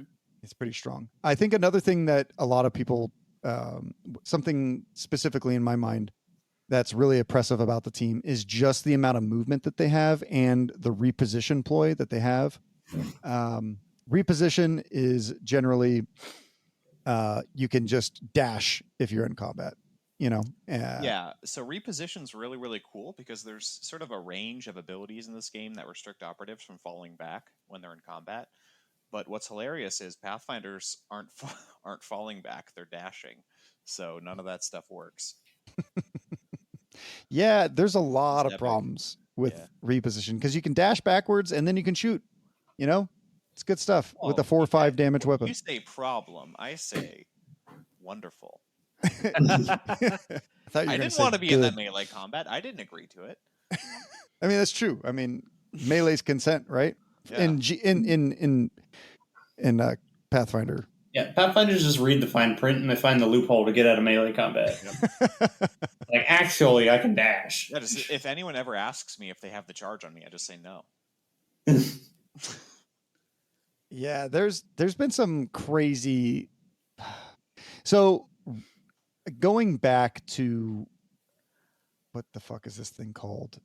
Recon sweep. Recon sweep can be so oppressive by you set up everything and you're like, cool, I'm going to kill a bunch of Pathfinders this turn. And then they're just like, oh, we all dash. Yeah, no. Away from what you want. Recon sweep is so strong, turning point 2. Oh my God. Yeah. You can just throw every wrench into your opponent, and he will just take all the. Can you dodge a wrench? Can you dodge a ball? Typically, you can't dodge the wrench because So yeah, pretty strong ploy. If used in the correct way, it just absolutely can ruin plans. So. Moving to Into the Dark, I've for a long time said that I thought Kaon would be really good on Into the Dark. Chris, how was your all Into the Dark tournament that you won? And what did you use? The last tournament that I played in was ITD exclusively. Now, it wasn't for the greater event; it just was for me. I was kept there in purgatory, I think, by the tournament organizers. Nonetheless, the greater good did prevail. Definitely the ability to do a free mission action during your activation is incredibly strong. This allowed me to do a bunch of stuff regarding, recon sweeping around the board, moving, opening door, doing some sort of other mission action. We're getting +1 APL to start really stacking how many actions I was able to do. Ultimately, Callion giving you the cover save is just a cherry on top. And all those mission actions really, really add up. My biggest learning lesson, honestly, is that I should be playing it sooner, and I should actually lean toward trying to play at turning point 1. A lot of the time, I would try to wait a little bit and play at turning point 2, and I actually think the Callion is at its most effective turning point 1. And you can also partially do it on Turning Point 2. That's true. You could do an encore for Turning Point 2, but that does get expensive. It does. Yeah. So that's a really strong ability. Now there are definitely ways to beat this team as well. Chris, Orion, what are the best strategies that you've used in the past to beat this team, and how can a general player with non-Space Marine teams do to beat this team? Well, we've talked about a lot of things, right? Mm-hmm. Like a lot of things. And those things sound very good. But that's the problem. There's a lot of things. And a lot of times I've seen Pathfinder players kind of get so caught up in what they're doing, they're kind of forgetting just the basics of what they, how to play in a sense. So there's a lot of mastermind 5-head plays going on. It's like, all right, well, I'll charge into these group of guys and I'll fight them. And then they're like, oh, yeah, I guess we are just playing Kill Team, aren't we? There's a lot going on for the team, and it's not an easy team to play, and therefore your opponent, if you're facing against Pathfinders, they have a lot of work to do to make all of these things work. And if you just start doing some random shit as well, it throws a lot of wrenches into what they thought you were going to do, and now they're thinking what you're doing, and they're trying to figure out what they're countering to do what you're doing. There's a lot of mental notes there. Into the Dark, they did get a lot of buffs on it. That being said, it also helps generally to play against them on Into the Dark still, because open board is still their bread and butter. If a Pathfinder player had to choose, and you correct me if I'm wrong, Chris, it's open 24/7. Marker lights are just way more volatile. You have the complete ability to be the oppressor with a high number of activations, a high amount of damage, and a high, really, efficiency on specific targets. So Into the Dark allows you to close the gaps. It allows you to move without getting marker lit, for the most part, Turning Point 1, and really helps you set up things where you don't have to worry as much in the open, where you're kind of at the mercy of terrain sometimes. Yeah, I agree wholeheartedly that the Pathfinder, bread and butter, definitely open. They strongly prefer it. That said, they do have a variety of tools that helps them on ITD. I would definitely echo and repeat a lot of the things you said around, being unpredictable to throw off the Pathfinder game plan, and Pathfinder players often getting so wrapped up in what they're trying to execute for their complicated game plan, they can't really keep track of yours. Ultimately, Pathfinders really need, a lot of their tools to be working together to be more than the sum of their parts. And what they really, really don't like is certain key parts of that game plan being taken out. And Pathfinders definitely hate playing the attrition game. They're not good at it and don't like doing it. So generally the game plan against Pathfinders, again, is to doggedly try to get at them, start taking some of their operatives down, and understand that even if early on you're not trading very efficiently, the longer you go, generally most teams are going to be more self-sufficient and resilient, operatives wise, that they'll end up overcoming. And the more we can split Pathfinder's focus so they get distracted or have to shoot different targets, the less effective their marker lights are in practice. Then they're starting to really hit this wall of their guns are still hitting on 4s with no armor piercing. And yes, those damage profiles are insane, for sure. But the more they're splitting their fire means they're going to be hitting less often, and those saves that you do make are going to be way more impactful. And another thing that I see Pathfinders players do is that they are so fast, sometimes against melee teams, they'll move an inch too close. And you can really punish a Pathfinders team if you're playing a melee team by moving up and then being able to attack them, kill the model in close combat or whatever. I've seen one too many times that happen, especially into Felgor, which is already a bad matchup for them. Gellerbox, other things. I mean, I know Barge. Orion's used it against me. Yeah, I would never. I think that they struggle into melee teams. So if this is something that's dominating your local meta, perhaps move on to a melee team that can hide, but also like good boards are also really important, right? Boards that have nothing in the middle of the table are innately just going to bring Pathfinders to that next level. They're going to be extremely difficult to deal with because they can just marker light everything. We like when there's a nice town square. Yeah. Yeah. So there's a lot of things to this team. Do you guys have anything else that you guys want to say about L Pathfinders or any other strategies that this team thrives or doesn't do as well against? So I don't, but I specifically have a question geared at Giacomo. Okay. Because I think out of the bunch of us, he's one of the most versed in the elite gameplay. I know you've played a large amount of elites, and I want to know your experience versus Pathfinders. Good, bad, what you do to kind of take care. This is a little tougher for me, mostly because I've only ever got to play Pathfinders twice. Mm. Yes. 2 reasons. One, elites don't usually make it to the places where Pathfinders will. And also, they kind of fell off, and a lot of people weren't playing them. But in my experiences, and this was again when you could take a bunch of grenades, your best strategy was always to play as cagey as possible, right? Because I find that if you play the standard strategy of elites, which is you have to go forward, you have to go take objectives, then they're just going to body you, right? Especially because their weapons are 4 or 5 damage, the grenades hit hard. Like, what do you do, right? So you have to play to and it's not a great strategy to play against either, because again, you're not taking the things you're supposed to do, right? So I find that matchup's a little harder for me. Outside of when I've played against them as Intercession, when Intercession were at top, then I could just kind of run forward and take a few hits, and then I still would lose, but you could take more hits back then. So playing them cagey is probably the best. And at the time, I think Phobos have the best abilities against them to try to punish them for sort of being obscured. So you would take more incursors to try to punish them that way, even though they still have marker lights, which can get rid of it. So it's a tough matchup against elites, in my opinion. I think the best ones probably are going to be Nemesis Claw, but then Pathfinder still have Remove Obscuring. So they just have a dude that just does it. You don't even need it. So 4 or 5 damage.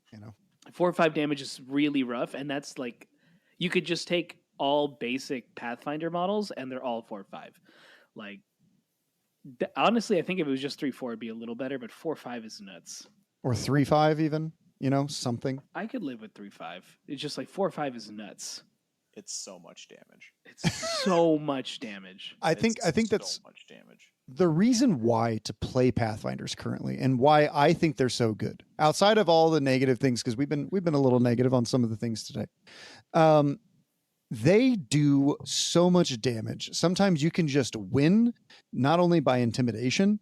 You can just win because of how much damage the team just does in general. Like their math is really, really good. You need 2 hits to kill most operatives in the game.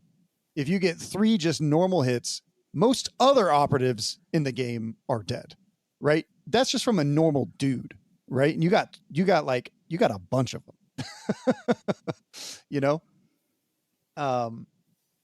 I think the team plays its secondaries super, super, super well. And if you do it correctly, you can also play your primaries really, really well, which seems to be where they're currently struggling. Do you guys, Chris, I'm going to ask you again. Why do you think this is because I think that you are trying to go for a golden ticket. You're trying to play the best faction, or at least out of the ones that you haven't retired. In the game currently. Why are you choosing this team, and why do you think this is your best chance to get a golden ticket? Yeah, so for me originally, what I was thinking was going in for as vet guard, and trying to win a golden ticket with that team. And after the data slate that came out from Q1, I made the assessment that there's vet guard is still overall a pretty strong team, but there's a couple matchups where they're going to really suffer. And in my assessment, I think that Pathfinders handle those matchups much better. And two of the matchups that I was thinking about was Gellerpox and Felgor, where those two teams are already, are a problem for both teams. But now Vetguard really doesn't have the tools at all to deal with them, whereas Pathfinders can still play the game, at least to some degree, against both those teams, especially after the nerfs that Felgor got. The Warpaint nerf really helping getting a little more mileage to System Jam, and then generally slowing down the amount of resistance they have to shooting from the Gong nerfs. So with those things combined, with Commandos being a little less of a menace, I think that now's a really, really good time for Pathfinders to come out of the woodwork here and do a little bit of saving for the greater good while they can. Fair. Now, there is one team that I think that they also could struggle into, and I would like to get everyone's opinions on this.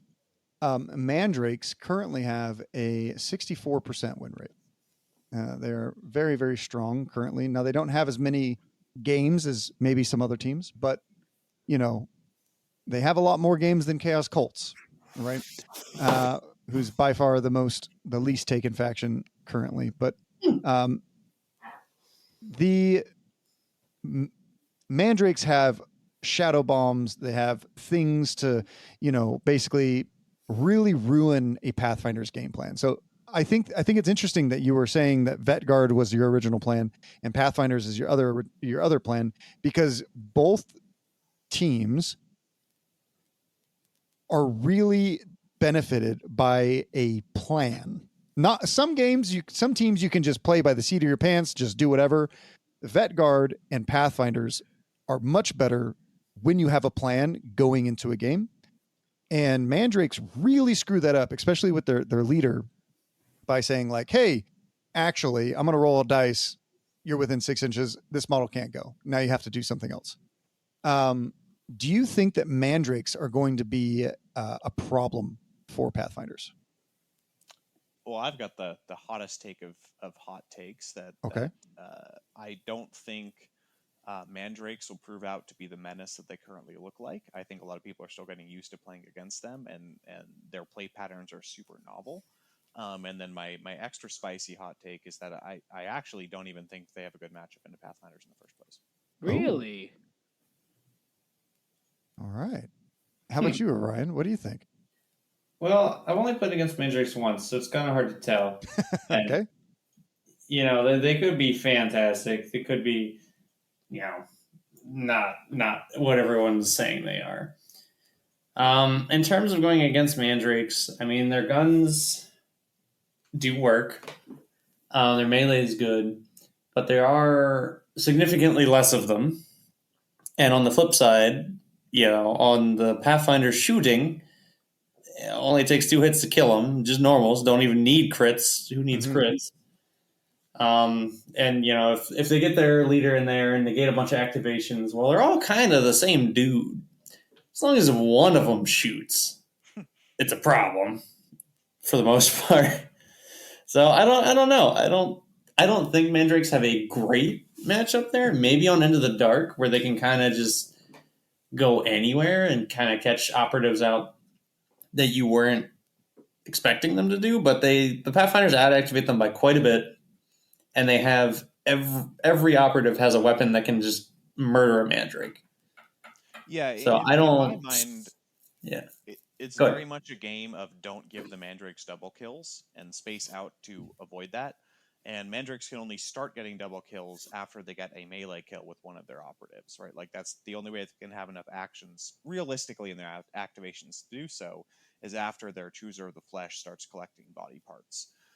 By that point, I think well-played Pathfinders can spread out enough and present enough unique threats that it just won't be possible for the Mandrakes to avoid just having pieces shot taken off and one-to-one trades be forced onto them. I think if the Mandrake player is playing very proactive with the dash ability, they could probably do, ways where they can dash out of activation to kind of nitpick apart Pathfinders and then get back into cover where they can't chase them. You'd have to play extremely cagey with Mandrakes, I think, to really bring it to Pathfinders. I don't see them having a huge advantage unless I'm really missing something. It's a matchup I look forward to playing. Me too. Yeah, I think that's relatively fair. Mandrakes don't have a ton of games similar to Nemesis Claw. They both have really high win rates just because there's not a ton of data, right? Right. And they haven't been to like I think currently all the data is hinging off of like 2,300 games. LVO last quarter produced 1,500 games, right? So like without giant tournaments having a lot of rounds, it's sometimes hard to get a lot of data, especially when Mandrakes or Nemesis Claw wasn't present in, right? Mm-hmm. So I'm interested to see specifically what happens to a lot of these stats by the end of Dallas, which I believe the Wednesday after Dallas, we're going to be doing MetaWatch live on YouTube and Twitch. So if anyone wants to catch our next stats show where we go through and have guests on and talking about a bunch of stats, it will be on the Wednesday after Dallas. So let's see here. What day would that be? It looks like the 22nd of I'll May. try to be there, and I'll certainly definitely have a perspective after Dallas, no matter what happens. Yeah. And I think it's fun because I get to see both of you at Dallas. Yes, I'm looking forward to Yeah. it. Dakotah Maybe chose Dallas. Dakotah, maybe we will finally get to play. I know, right? I think we've dodged each other at like, I don't know, like Many five tournaments or something, Horrifying, 6 tournaments. Yeah. I've been trying to play Mr. Chris. And I also only have had the pleasure of playing Orion in his own house. So perhaps I'll force you to. That's true. Hopefully Dallas round 1 you play me and round 2 you play Orion or something like that. Let's get it going. Yeah, it'll be a blast. I'm going to have fun. I'm bringing the Vet Guard. See how good they really are after a bunch of stuff. See if we can, for the Emperor. Yeah. So I'm hyped for Dallas. I'm painting my team that I'm taking to Dallas as we speak. Amazing. Is there any tournaments that you guys are really looking forward to this year?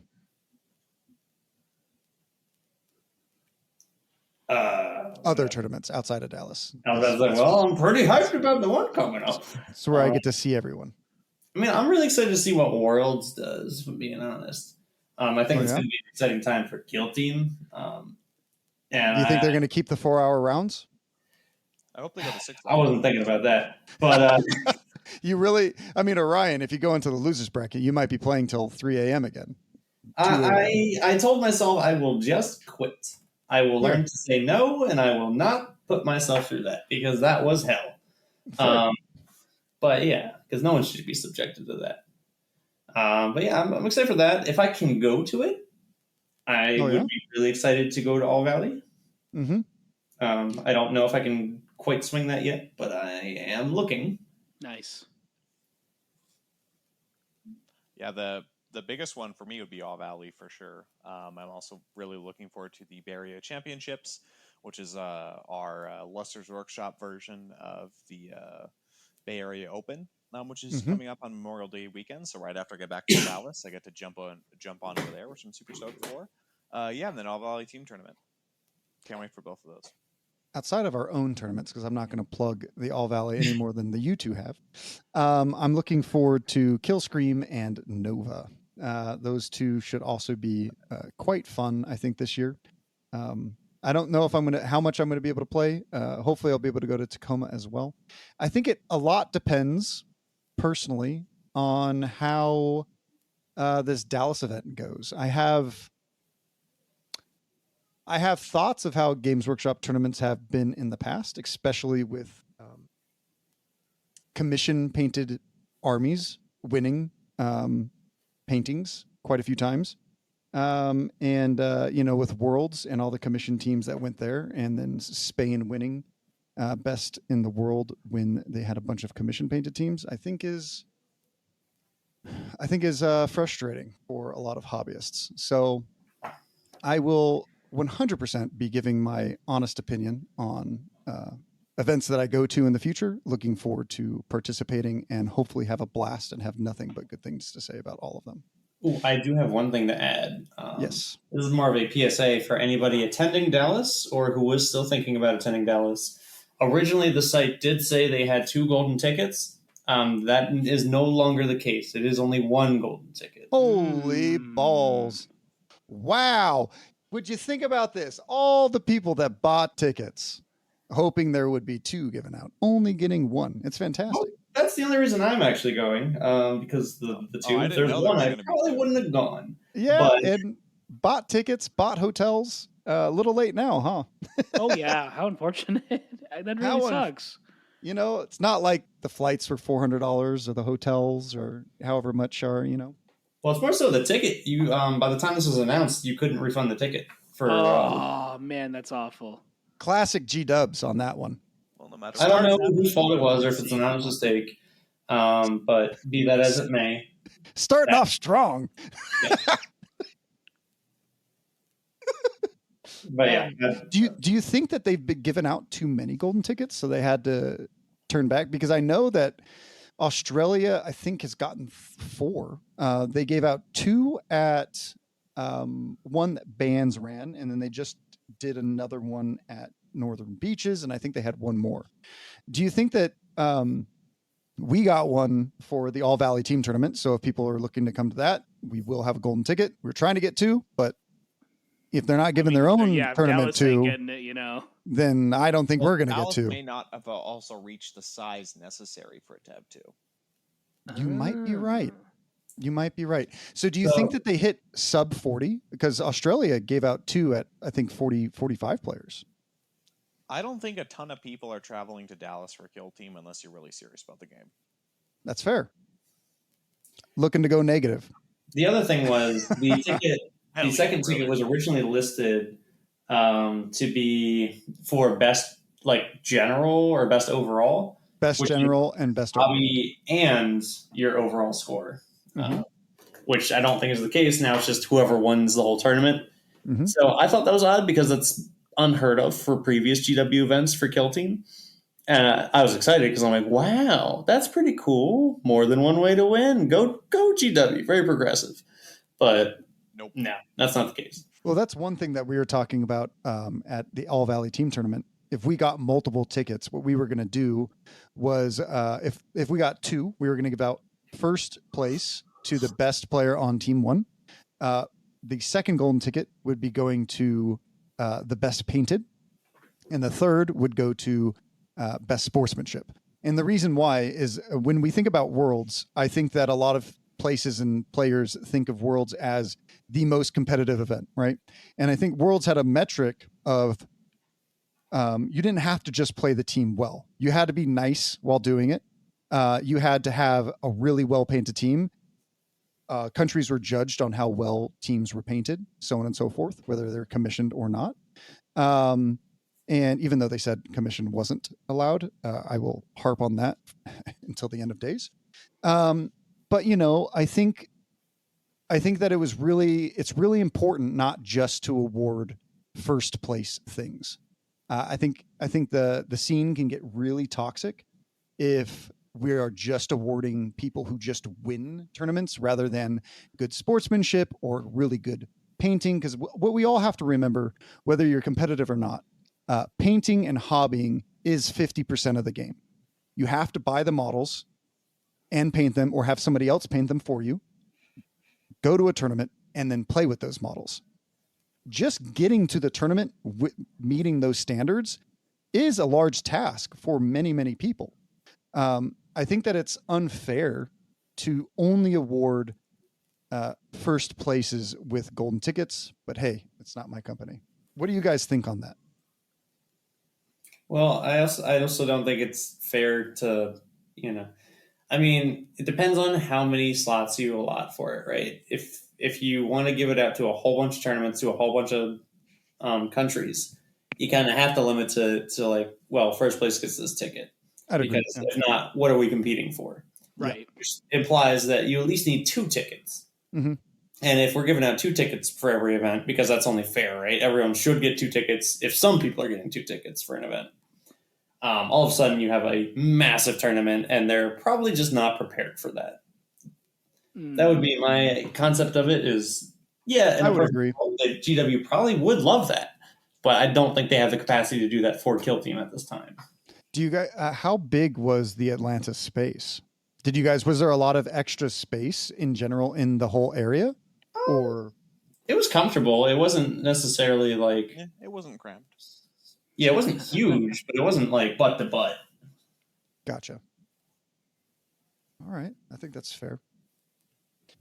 Yeah, I went on a little bit of a rant. Giacomo, what do you think? You're very big in the hobby, and we have a lot of conversations about hobby. In fact, we have a show called Hobby Highlander. You guys should check it out on YouTube. Yes, link in the description. So I'm generally towards people doing the hobby, but when it comes to the golden ticket, it feels like a competitive event. And, you know, as beautiful as your hobbying and painting might be, that doesn't necessarily mean it's competitive.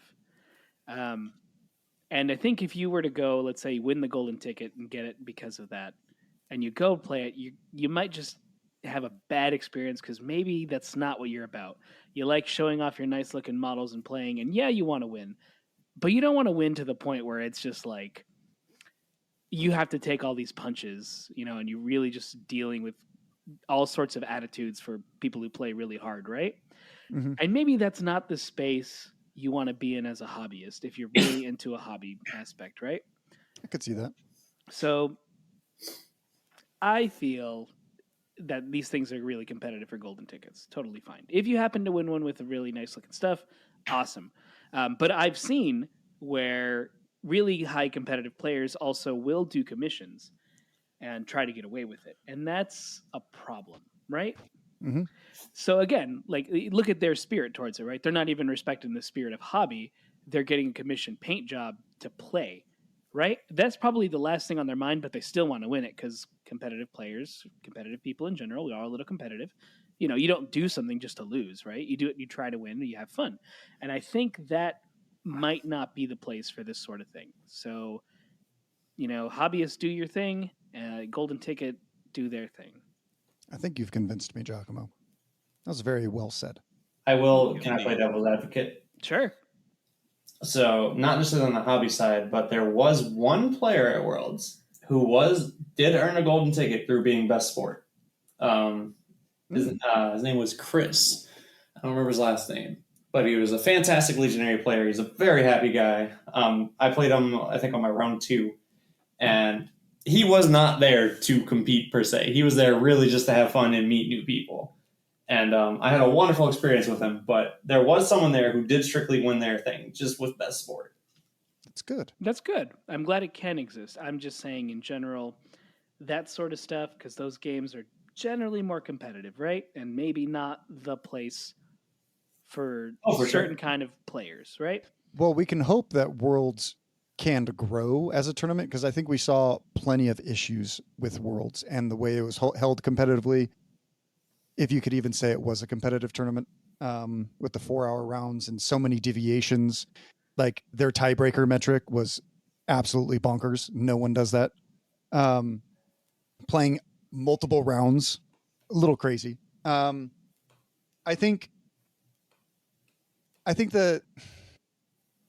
I hope that Worlds can grow and be better and be the pinnacle that every tournament looks up to. And I do think that hobby and sportsmanship are there. And if they're promoting that in their packet, I think that it is something that they need to take seriously. But I think I'm excited for Worlds. I'm excited to see a lot of stuff. There was a lot of big personalities there last year from all over the world. And I'm excited to see who goes back, who can get the golden tickets again. I think it's still an immense tournament for prestige, and I'm still really excited about Worlds and being able to cover it on our end, whether we get to, go stream it or not. So that'd be pretty dope. It would be dope. I think we need an American streamer there, Games Workshop. If anyone, I doubt, from Games Workshop ever listens, There's we want to stream stream for sure. They just can't say anything. We want to stream Worlds. for the American audience. I think that would be a fun time. That'd be great Be a dope because time. it could I have agree. done with a stream for sure. Yeah, and then I think also with the repair on the round 2 of day 3 or 4, 3, it could have been more easily clarified to the community rather than everyone just waiting until the end of the tournament to find out what actually happened. Yeah, I'm pretty excited. I know, Chris, you're looking to go this year. You were a visitor last year. I was just in town visiting my folks who live outside of Atlanta proper, about an hour outside of Atlanta. So it was fun seeing them, and then dropping in to see what was going on. And yeah, I'm looking forward to hopefully going back. I went the first year, didn't go the second year, and I'm looking forward to going back this year and joining Orion again. Nice. Hell yeah. Well, I hope you get it.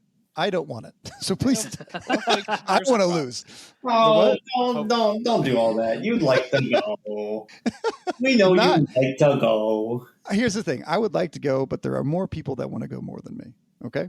Does that mean your feelings aren't, validated? I think I'd rather stream the event, Yeah, but if you have a chance to go, right? You still deserve to go. That's true. If Vetgarder's still good enough, we'll see if they can make it. Well, yeah, with that attitude, never mind. Vetgarder the best. We're going for the Emperor. Praise the Emperor. There you go. You better be on those knees praying. Yeah. Every time. You guys have seen me pray on the knees, Oh yeah. But also one of these days, fellas, we have to get you both on to have another episode of Shark Tank. I don't know what we're going to call it, but would you guys be down to do another episode? That was one episode that I think a lot of our listeners that listen to this podcast really, really enjoyed. Oh yeah, I know that was a glorious episode.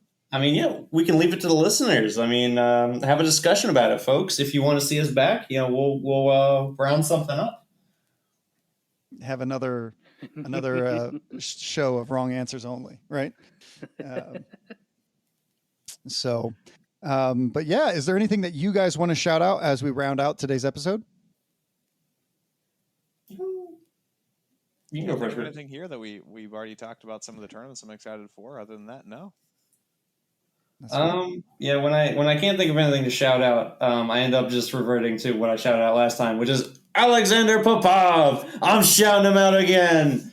Woo! Like that guy. He's great. He gets a lot of praise. He does. I mean, that guy helps us out in our in all of our Hobby Highlander episodes too. He's a legend. I guess I'll have to shout out. I'm just making it a meme at this point. Anytime I'm on here, I'm just going to shout him out. I'm going to shout out real quick our newest member of Bats, Kyle. Giving that guy a shout out. He is the guy who gave me the business with Kazakin and ITD. That's actually how he got onto the team. So congratulations, Kyle. You earned it, and I can't wait to whoop your ass the next time we play. Hell yeah, Kyle. Let's go. Hell yeah. Let's go. Keep beating him down, Kyle. Don't let him get too catty. I've dreamed of beating Chris Kyle. Bocky's ass or having Chris Bocky beat my ass, and I've never been able to. Good job, my guy. One day. Kinky dreams. So Dakotah, if you beat Chris, would you join Bats?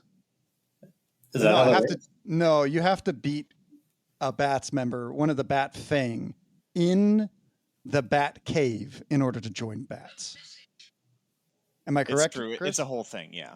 And then you drink blood. It's like a whole thing. Would you do it though if you had the chance to win, and would you join him? Hell yeah, man. I would go up to the Bay Area and play in the Bat Cave every night until I warmed down. What if I'm just there for the blood? Can I just drink the blood? Yeah, I'm sure they wouldn't say no. Yeah, we could figure something out. It's not cheap, so I want to know if that's part of the deal. Maybe I'm just I'll try out for Bats. I would like to say that both of your teams, Bats and Plasma Spam, as a team, have some of the highest total team stats, win percentage wise and placing percentage wise in all of Kill Team. So whatever you guys are doing for plasma spam, whatever you guys are doing for training up your boys and girls, good job. And great job for being... our spy just got back from the East Coast, so we're looking forward to debriefing him. Your spy. Interesting choice of words. Our spy, more like it. He's double crossing. Yeah, he is double crossing. Shout out to Miguel. But yeah, we're looking for my shout outs. I'm looking forward to getting out the 3rd episode of Hobby Highlander. Love the comments. As much as they flame us or praise us, keep up the engagement for the engagement gods. We really enjoy the show. We enjoy making it for everyone, and we look forward to making more and more episodes and getting to a lot of the paints that people are putting in the comments. So we're looking forward to it. I'm having a lot of fun making them. They're good. It's good time. Got anything, G? Yes. You can always find us on Discord. We have our Discord server where you can ask us questions. You can ask stuff about events or just general feelings about any sort of war game, and we'll do our best to comment on it. And the community likes to comment as well, including Mr. Alex Popov. He's very active on a lot of Discords, so that's always a fun one. You can find me on Instagram at wargaming_studios, where I'm currently doing a project of using only Pro Acryl, or mostly only Pro Acryl, to work on some Night Lords. And I think I have most of my colors down. I think I'm missing 2 colors. I have to go back to the store and buy some. I thought I picked them up. I did not. And of course, you can always join us on Patreon. Patreon members do a lot to help us out, and we really appreciate it. And even if you can't do that, you can leave us a review on whatever podcast thing you're listening to, and that helps us out a bunch, and we really appreciate it. Absolutely. I'm going to do one last shout out, and that's to Alexander Popov. That dude is a fucking Chad. I haven't heard his name in a while. He's a city bro. He's a city bro, and he is a drug if I've ever seen one. A Zolotoy drug, which is a golden friend in Russian, if anyone doesn't know. I won't say any other words because I only know bad words in Russian. And Alex, I'm holding myself back because of you. You would understand me. So thank you. Thank you for always being there, my guy. Hey, wholesome ending. Hooray. All right, guys. Until next time. All right. Pathfinders forever to win. For the greater good.